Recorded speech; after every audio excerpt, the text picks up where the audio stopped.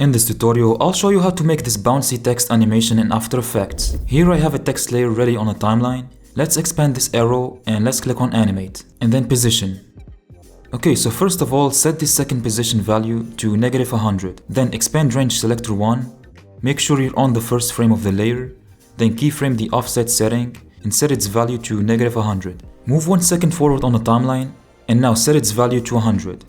Now expand Advanced Settings and set the shape to ramp down and then set the ease high option right here to 100.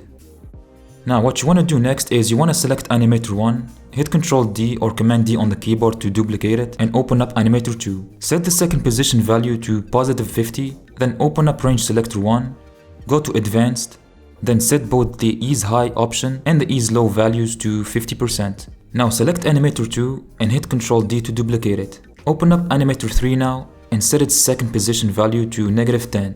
Feel free to rewind any part as much as you want if you're getting confused. But now press the letter U on the keyboard, move the time indicator about 5 frames forward from the start, select the Animator 2 keyframes and move them towards this point on the timeline. Then move 5 more frames forward, select the Animator 3 keyframes and move them here. Here is how the animation looks so far.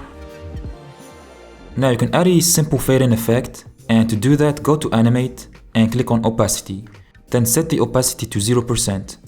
Expand Range Selector 1, make sure you're on the first frame and basically click the stopwatch of the start setting.